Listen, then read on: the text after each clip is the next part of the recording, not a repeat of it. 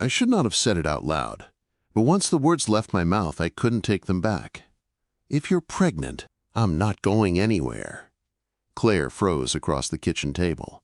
Her hand stopped halfway to the glass of water. Her eyes stayed on my face like she was waiting for the second half of that sentence, the part where a man usually explains why things are suddenly complicated. The part where he talks about timing, or fear, or responsibility. But I didn't say any of that, because the truth was, I had already decided. She blinked slowly. Then she let out a breath that sounded like she had been holding it for days.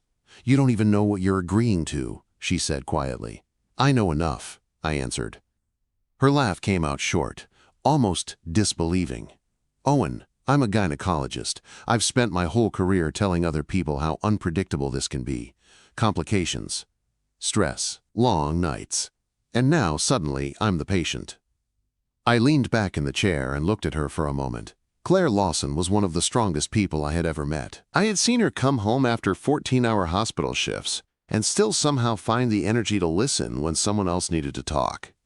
But right now, she looked scared. Not broken, just scared in the quiet way strong people get when something important suddenly becomes real. "How long have you known?" I asked. "Since yesterday morning. And you waited until tonight to tell me." She nodded. "I had to decide something first." "What?" Her eyes lifted to mine again. "Whether I could trust you with it." The room went very still. The refrigerator hummed softly behind us. Somewhere outside, a car passed slowly down Burwood Lane. And suddenly, I understood something I hadn't fully admitted to myself yet. This moment wasn't just about a baby. It was about whether the life we had slowly been building together was actually real. Claire rested both hands flat on the table. "My father is going to lose his mind," she said. "I figured. And Preston's family will hear about it within 12 hours. Probably, quote, and the hospital board will pretend they're not discussing it, while absolutely discussing it." Sounds about right. She studied my face carefully. "You're very calm." I shrugged. "Architect. That explains nothing." "It explains everything," I said. "When something important shows up, you don't panic. You figure out how to build around it." For the first time since she'd walked into my kitchen that evening, Claire smiled. It was small, tired, but real. "You're impossible," she said. "I've been told." She looked down at the table again, then back up. "You're sure about this?" Quote. "About you?" "Yes." I didn't hesitate. "Yes." Another long breath left her chest. Then she reached across the table and took my hand. Her fingers were warm, steady, and that was the moment everything became real. But if I'm honest, the story didn't really begin there. It began about 2 months earlier, with a knock on my door. A knock I almost ignored. I had only been living on Burwood Lane for 3 weeks at the time. The house still looked like a construction site, pretending to be a home. Boxes everywhere, half the lights not working, one stubborn burner on the stove that I treated like it was precious equipment. Leaving Houston had been necessary, but it hadn't been clean. When you leave a city where you've built your entire career, you don't just pack clothes. You pack doubts, too. Charleston was supposed to be the reset. A smaller firm. My own projects. My own mistakes. Something real. That Thursday night, I had spent almost 6 hours arguing with a contractor who believed structural integrity was more of a suggestion than a requirement. By the time I got home, I was tired, irritated, and completely uninterested in talking to anyone.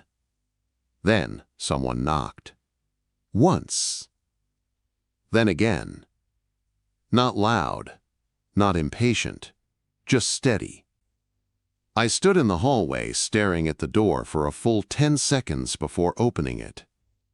She was standing under the porch light with red hair falling loose around her shoulders and an oversized jacket pulled over what looked like hospital scrubs. She blinked at me. I blinked at her. "I think I left this here last week," she said slowly, holding up a small flashlight. Then she stopped mid-sentence. "Wait." Her head tilted slightly. "You're not Mr. Garfield." "No," I said. "I'm Owen. I moved in about 3 weeks ago." She processed that quickly. "Claire," she said. "Next door." Her voice carried the calm confidence of someone used to making decisions under pressure. "I thought the Garfields were still here," she added. "They sold to me." She nodded once. Then she glanced past me into the house, not in a rude way, more like a doctor quickly assessing a situation. "You've got a lot of work ahead of you," she said. I sighed. "Tell me something I don't know." That almost made her smile. And something about that moment felt unexpectedly easy, like we had already skipped the awkward part. "That railing on the left side of your porch steps," she said after a second. "Yeah? It's about to fall off."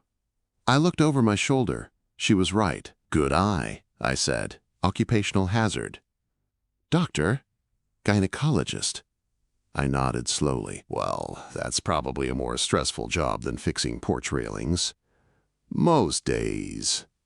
For a moment, neither of us moved. The porch light buzzed quietly above us. Then she handed me the flashlight. "Welcome to Burwood Lane, Owen." "Thanks." She started walking back toward her house. Then she paused halfway across the yard. "By the way," she called back.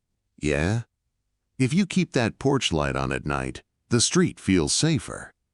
I leaned against the doorframe. "Good to know." She gave a small wave and disappeared inside. I closed the door. And for the first time since arriving in Charleston, the house didn't feel quite as empty. I had no idea then how much that one knock was going to change. Because 3 weeks later, the neighbor who returned a flashlight would be sitting at my kitchen table telling me she was pregnant, and I would realize something that still surprises me. Sometimes the most important thing that happens in your life starts with a door you almost didn't open. The next morning I noticed something strange. My porch light was still on. Not because I forgot to turn it off. I almost never forgot things like that. Running your own architecture practice trains your brain to notice details most people miss. But that morning, I had left it on deliberately. Claire had said the street felt safer when it was on, so I left it. It was a small thing, the kind of thing you barely notice yourself doing. But that was the first sign something had shifted. The second sign came 2 days later. Saturday morning. I was sanding the porch railing she had warned me about when a voice drifted over the fence. "You must be the new one." I looked up. Walter. Every neighborhood has someone like Walter. The unofficial historian. The man who somehow knows everything about everyone without ever seeming nosy about it. He was leaning on a garden hoe like it was part of his body. "Guilty," I said. "Owen, right?" "Right." He nodded once, Claire told me. I glanced toward the house next door. "Did she?" Walter followed my glance with the knowing expression of a man who had seen this exact situation unfold before. "Dr. Clare Lawson," he said. "Been here about 4 years now." He spoke her name with quiet respect. "Good neighbor, works too much." He paused. "Gynecologist over at Roper St. Francis." I brushed sanding dust off my hands. "That explains the scrubs." Walter chuckled. "She delivers half the babies in Charleston, far as I can tell." I looked back at the railing. "She seems nice." Walter tilted his head slightly. "She is." Then he added something that felt heavier. "Comes from serious Charleston people." I glanced back at him. "Meaning?" "Lawson family." The way he said it suggested I was supposed to recognize the name. I didn't, Walter noticed. "Huh," he said quietly. "You're not from here." "Houston." "That explains it." He tapped the hoe lightly on the ground. "Her father's George Lawson." I waited. Walter studied my face again. "You'll hear about him eventually." Then he went back to watering his garden like he hadn't just dropped a piece of information he knew I didn't understand yet. I finished fixing the railing. When I stepped back to test it, I saw Claire pulling into her driveway. Her car door opened slowly. She stepped out in running clothes instead of scrubs, which meant something unusual. She stood beside her car for a few seconds, doing absolutely nothing. Then she sat down on the edge of her porch steps, not resting, more like surrendering. I wiped my hands on a rag. "Rough day?" I called over. Her head turned like she had forgotten the rest of the world existed. Then she let out a long breath. "I had a delivery that didn't go the way it was supposed to." I nodded once. "Everyone okay?" "Yes." Pause. But for a few minutes we weren't sure. She leaned forward with her elbows on her knees. I didn't say anything else. Some silences need space. About 10 minutes passed. The late afternoon air hummed with cicadas and distant traffic. Finally, she spoke again. "What are you working on?" I lifted the architectural plans on my porch table. "Residential renovation in Mount Pleasant." She stood up and walked across the grass like the conversation had already been decided. "Mind if I look?" "Go ahead."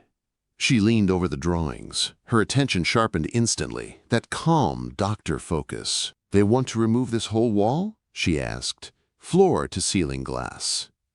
She studied it. "That's going to pull in a lot of afternoon heat." I blinked. "That's exactly what I told them." She glanced at me. "You're adding an overhang." "Trying to convince them to." She nodded approvingly. "I like that." "What?" "You're designing for people, not for photographs." That caught me off guard. "How do you know that?" She tapped one corner of the sketch. "You placed the chair layout before you finalized the furniture." I looked down. She was right. "That's not common," she added. "Most architects design the space first and assume people will figure out how to live in it later." I laughed quietly. "That sounds like a nightmare." "It is." She sat down on the porch step. We talked for almost 2 hours, not dramatic conversation, just real. She told me about the strange calm that settles over a hospital room when something starts going wrong. The moment when everyone turns toward the doctor because that's the person who is supposed to know what happens next. I told her about leaving a comfortable firm in Houston because I wanted to build something that actually belonged to me, not safe. But real. She listened, really listened. Not the polite version people do when they're waiting for their turn to talk. When she finally stood up to go home, the streetlights were already on. She paused halfway up her steps. "Owen?" "Yeah?" "The railing looks good." "Thanks." Then she added something casually, almost like it didn't matter. "You should show me that rooftop view sometime." "What rooftop?" "The one you mentioned earlier." I smiled. "Deal." She nodded once, then went inside. That should have been the end of it. Just 2 neighbors talking across porches. But over the next 2 weeks, something strange started happening. She began leaving for work 5 minutes later than usual. I began making coffee for 2. She knocked on my door one afternoon, asking if I had a wrench that fit a pipe under her sink. I fixed it in 4 minutes. Then stayed for another hour because she had been cooking something that smelled incredible and I made the mistake of mentioning it. She handed me a plate. "Sit down," she said. "Are you bribing the repair guy?" "Absolutely." We ate at her kitchen table, talked about Charleston. She pointed out which coffee shops were overrated, which streets had the best old houses, which neighborhoods locals secretly preferred. I told her about a rooftop I had found during a renovation project overlooking the harbor. "You really should see it," I said. She looked interested for half a second. Then she hit it. "I might hold you to that." I noticed the way she looked away right after saying it, like the words had escaped a little too quickly. And I realized something slowly. I wasn't just enjoying the company of my neighbor anymore. I was arranging my evenings around the possibility of it. Listening for the sound of her car pulling into the driveway, fixing things around my house faster than necessary, because she had a sharp eye for details, and I wanted her to notice. Then one Friday evening, something changed. I was walking home from a hardware store 2 streets over when I saw a silver sedan parked in Claire's driveway. A tall man stood at her door. Pressed shirt, perfect posture. The kind of man who looked like he had never once questioned whether he belonged in a place. Claire opened the door. She didn't look surprised, but she didn't look happy either. I kept walking, went inside, set my tools down in the kitchen, and stood there staring at the single working burner on my stove, telling myself it meant nothing. But that night, for the first time since I moved to Burwood Lane, I turned my porch light off and lying awake later in the dark. I couldn't stop wondering who he was. I found out who he was the next morning. Not because I asked, because Walter was watering his tomatoes. Saturday mornings on Burwood Lane followed a routine that no one had formally agreed to, but everyone seemed to respect. Walter watered his garden beds. The couple 2 houses down walked their golden retriever like it was a royal procession. Someone somewhere always played old music with the windows open. I walked across the street to return a level Walter had lent me the week before. He looked up before I even reached the fence. "You see Preston Wade's car over there last night?" he asked. "Not gossip, just a weather report." I handed him the level. "I did." Walter nodded like he had expected that answer. "Cardiologist," he said. "Where?" "MUSC." He examined the level briefly before leaning it against his porch railing. "Good family. Old Charleston name." Something in the way he said that made me pause. "And?" Walter glanced at Claire's house. "George Lawson's been trying to get those 2 together for about 2 years now." The sentence landed heavier than he intended. I kept my voice neutral. "That right." Walter nodded again. "Preston's people and the Lawsons go way back." I thanked him for the level, walked back across the street, and spent the next 40 minutes pretending to be extremely interested in load-bearing wall calculations. Work is a useful distraction. Architectural plans are full of problems that can actually be solved. But eventually your brain stops cooperating. About 45 minutes later, there was a knock at my door. When I opened it, Claire was standing there in running clothes. Gray, long-sleeve shirt. Hair loose around her face from a run she had clearly already finished.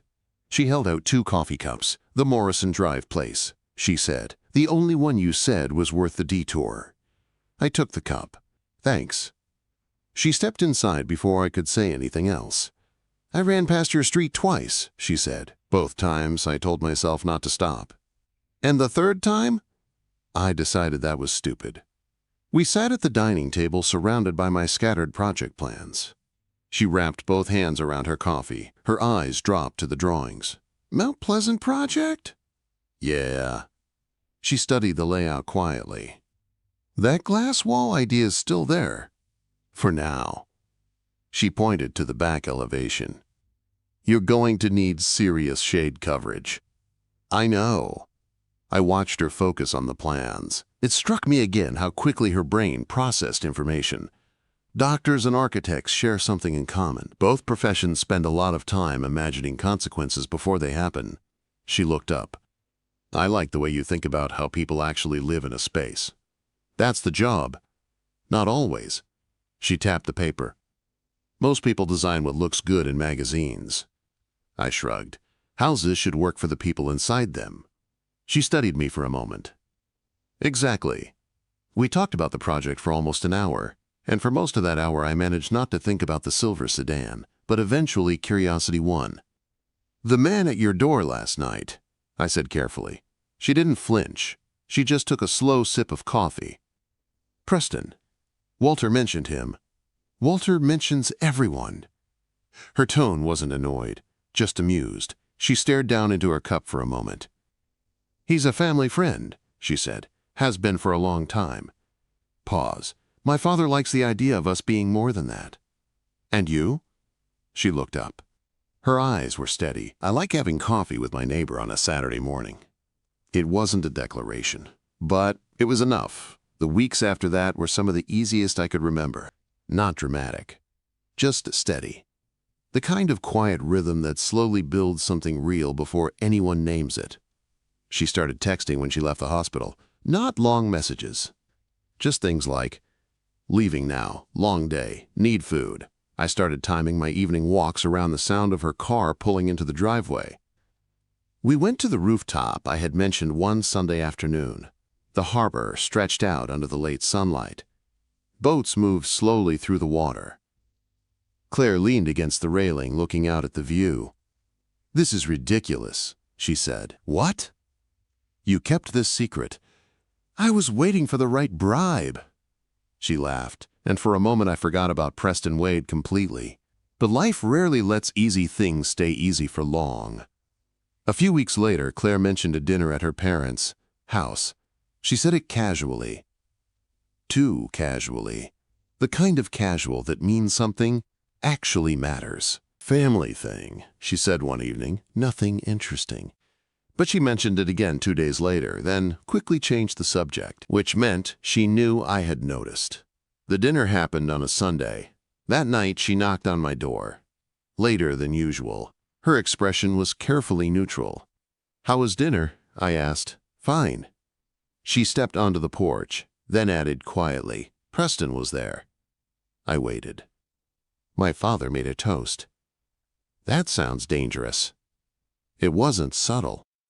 The porch light caught the edges of her red hair. She looked tired. Not physically. Emotionally. "I don't know what he expects me to do," she said. "What do you expect yourself to do?" I asked. She held my gaze for a long moment. Her mouth opened slightly. Then her phone rang. Hospital number. Her entire posture changed instantly. Professional, focused.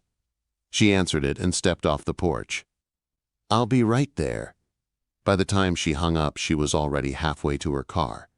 "Patient emergency," she said quickly. Then she was gone. I stood in the doorway, watching her taillights disappear down the street, and for the first time since she had knocked on my door that Thursday night.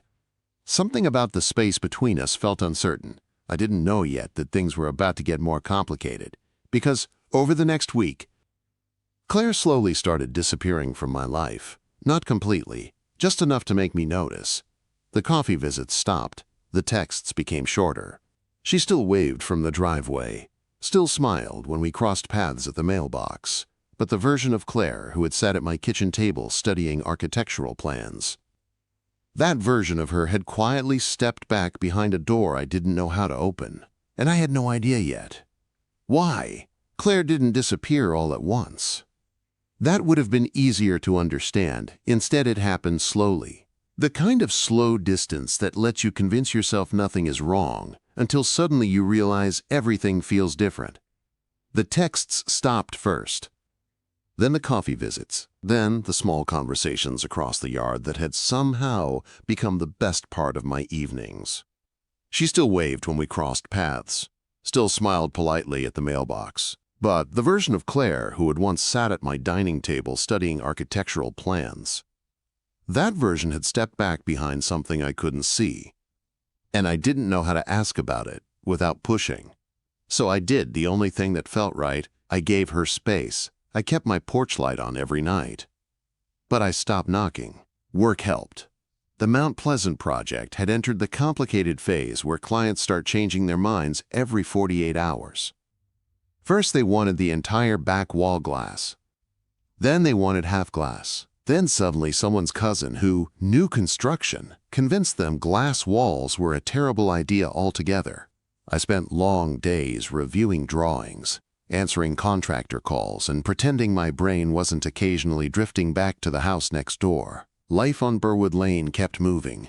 Walter still watered his garden. The golden retriever 2 houses down still barked at absolutely everything. Someone's teenager learned the drums badly. The neighborhood rhythm stayed the same. Only one thing had changed. Claire stopped sitting on her porch at night. Then, one Wednesday evening, something happened that broke the quiet distance between us. I had just returned from a site visit when I noticed her car parked at an angle in the driveway. Not the neat, careful way she usually parked. Crooked, like she had stopped quickly. Her front door was slightly open. That alone made me slow down. Claire was not careless. I walked up the path and knocked lightly on the doorframe. "Claire?" A moment of silence, then her voice. "In here." The kitchen light was on. She was sitting on the floor, not injured, not crying. Just sitting there, with her back against the cabinet and her knees pulled up, still wearing her white coat. Her eyes were fixed on a point in the tile. There was a glass of water on the counter above her that hadn't been touched. I didn't ask questions. I just walked over and sat on the floor across from her. For a while, neither of us spoke. The refrigerator hummed quietly. A faucet dripped somewhere behind us. After a minute, she finally said something. "I had a patient today." Her voice was calm, but there was weight in it. 26 years old, she continued. Came in alone because she didn't want to scare her family yet. She swallowed. For about 40 minutes. I wasn't sure if she was going to make it. I let the silence sit. "She's okay," Claire added quickly. "But those 40 minutes..." She shook her head slightly.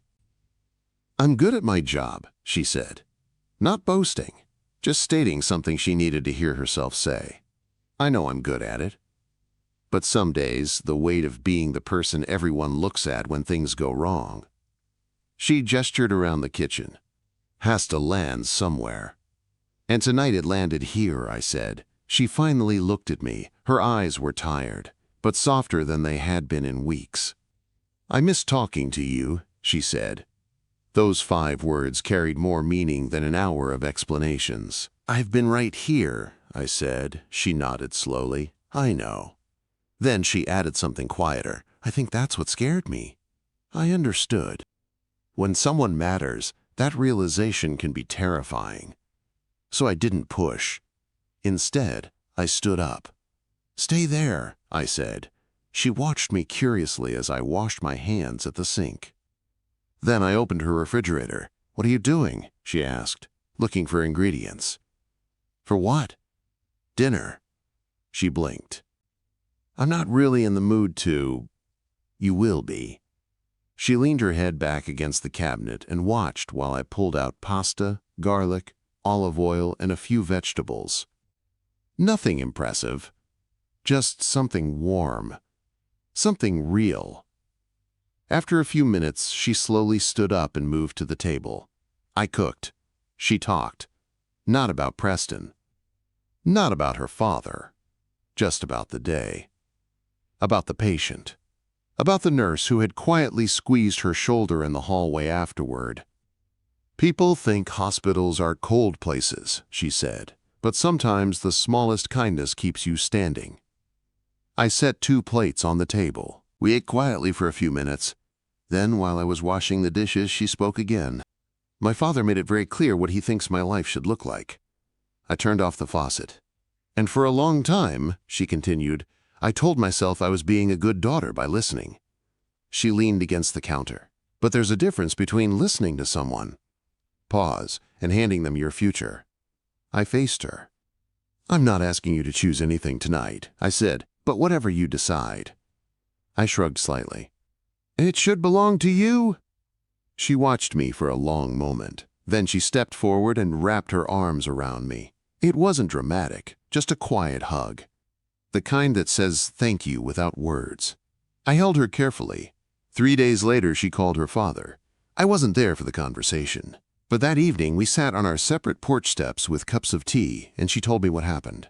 I told him I wasn't pursuing anything with Preston, she said. And? He didn't shout. That sounds promising. She shook her head slightly. No. Quote, what did he do? He got quiet. The serious kind of quiet, like someone closing a file. What did he say? I asked. She looked down at her cup. He said he hoped I knew what I was doing.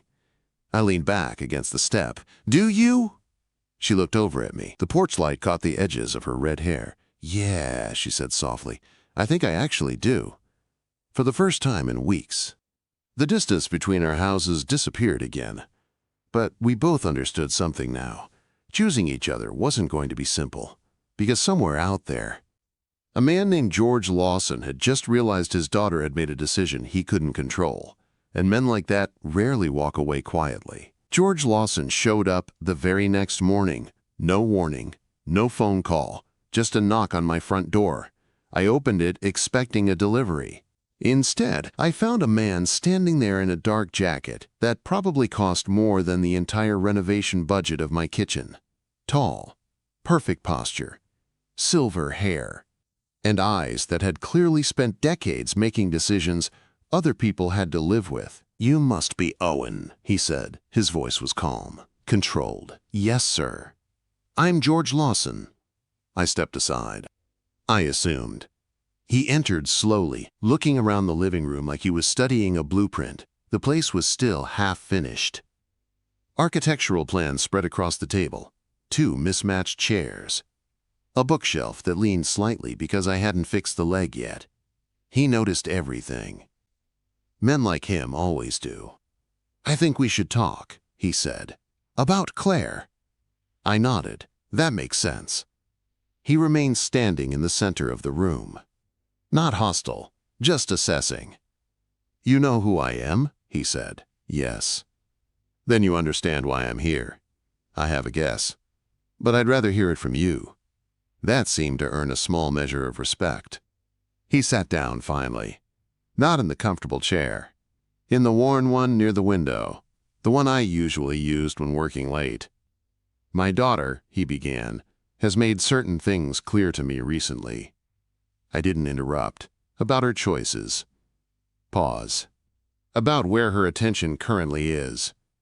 I nodded once. And I would like to understand what your intentions are. There it was. No decoration, no polite small talk. Just the question. I leaned against the table. My intention, I said slowly, is to be honest with her. He watched me carefully, to be someone she can rely on. Silence. And if she allows it, I continued, to build something real together. He studied my face for a moment. That's a simple answer. It's a simple question. Another quiet pause settled over the room. Outside, a car rolled slowly down Burwood Lane. Finally, he spoke again. I have spent 30 years protecting my daughter. I believed him. Preston Wade is a good man, he continued. Stable, successful. Known. I'm sure he is. You are not what I planned for her. I nodded. That's fair. He looked slightly surprised by the lack of argument. But, I added calmly, I am what she chose. That sentence sat between us. Not aggressive, just true. George Lawson leaned back in the chair and exhaled slowly. For the first time, he looked less like a powerful Charleston patriarch, and more like a father who was tired. Do you understand the world she comes from? He asked. I understand parts of it.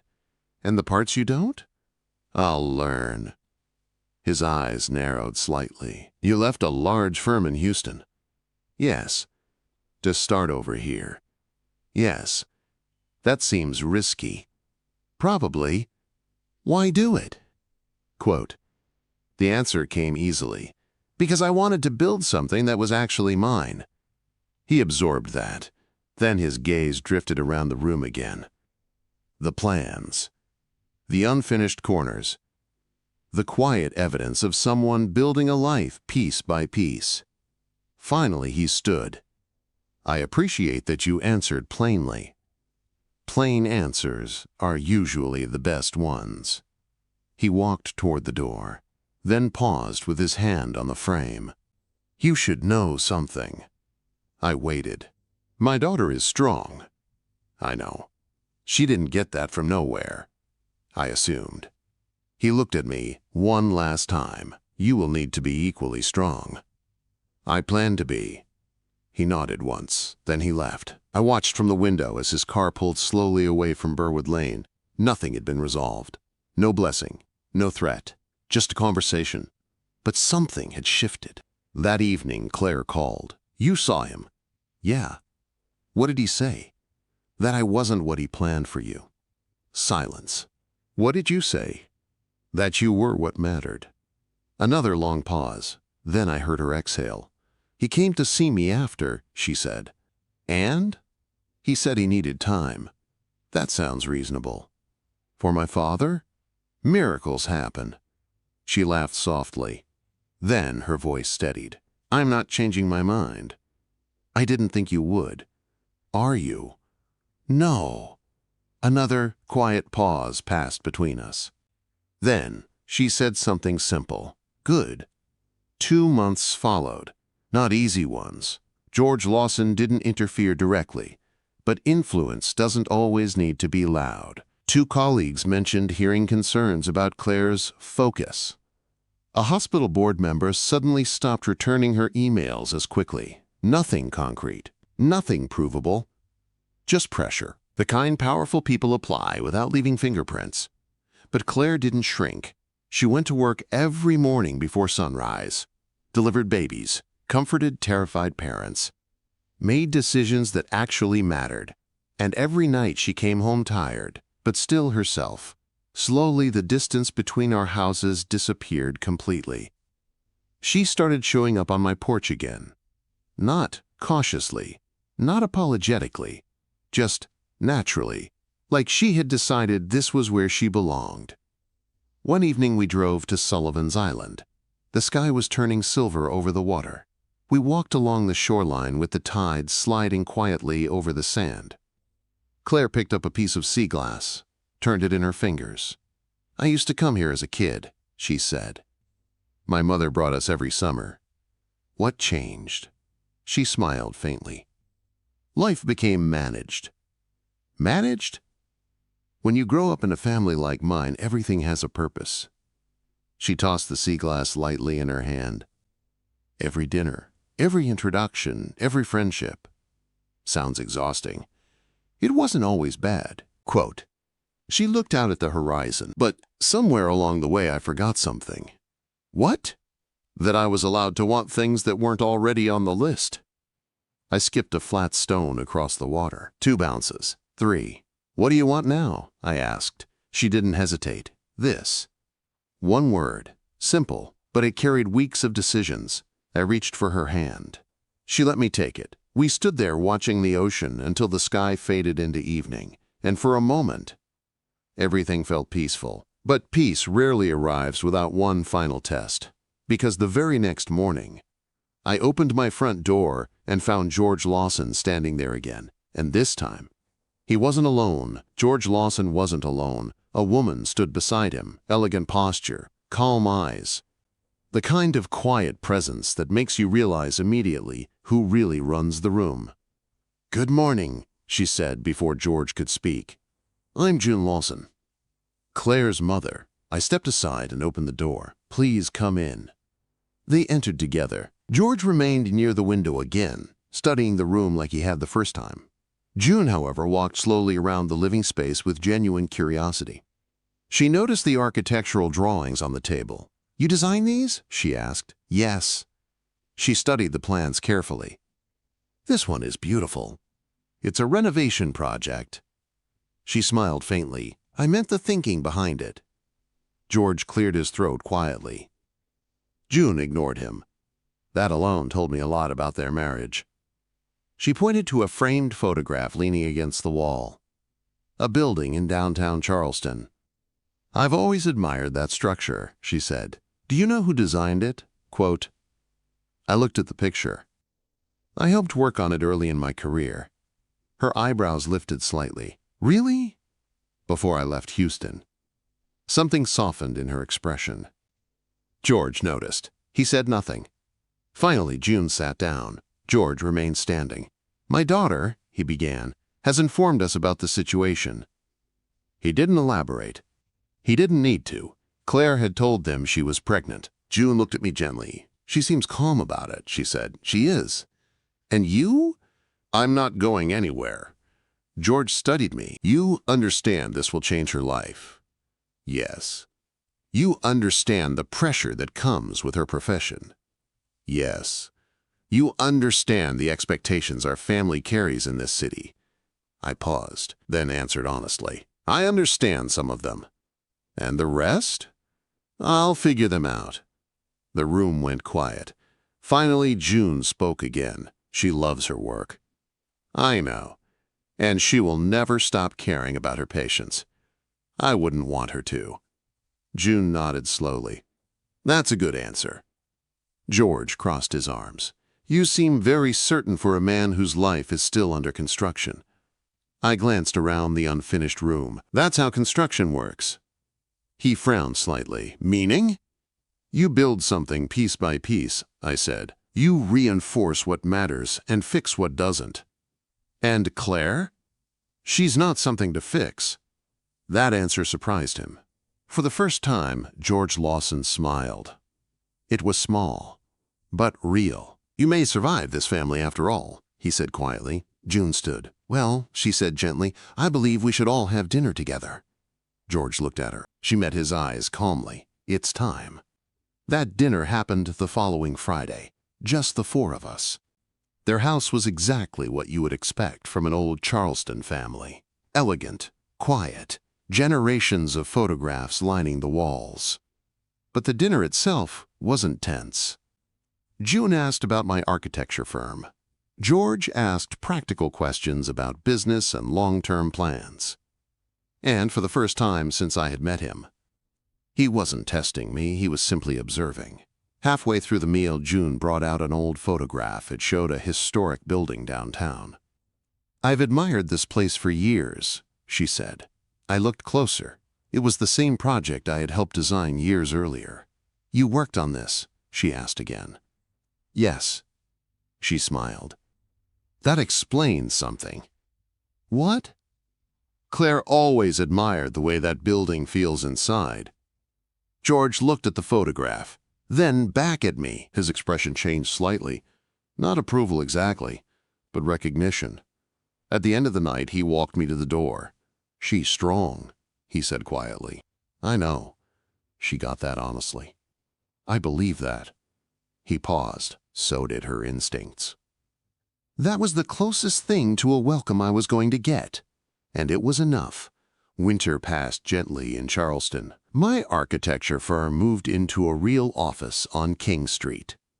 Claire visited the space one afternoon. She walked slowly through every room, then stood in the middle of the office as sunlight filled the windows. "This place feels like something good is going to happen here," she said. "I hope so." She smiled. "You build things people can live inside." Trying to. Keep doing that. Our life together wasn't dramatic, just steady. She cooked when she got home early from the hospital. I fixed everything that broke in both houses. We argued twice. Once about adopting a dog. Once about something neither of us can remember now. But we never left the room without solving it. And that alone felt like success. Then spring arrived. Charleston exploded into color. Flowering trees, warm evenings, windows open across Burwood Lane. We got married on a Saturday in April. Small ceremony. A garden just outside the city. Walter came. Several of Claire's colleagues. My associate from the firm. June cried before the ceremony even started. George didn't cry, but he kept his arm around her the entire time. Claire wore a simple cream-colored dress, her red hair loose around her shoulders. And when she walked toward me through the garden, she looked like someone who had already made her decision a long time ago. We exchanged vows under the old trees.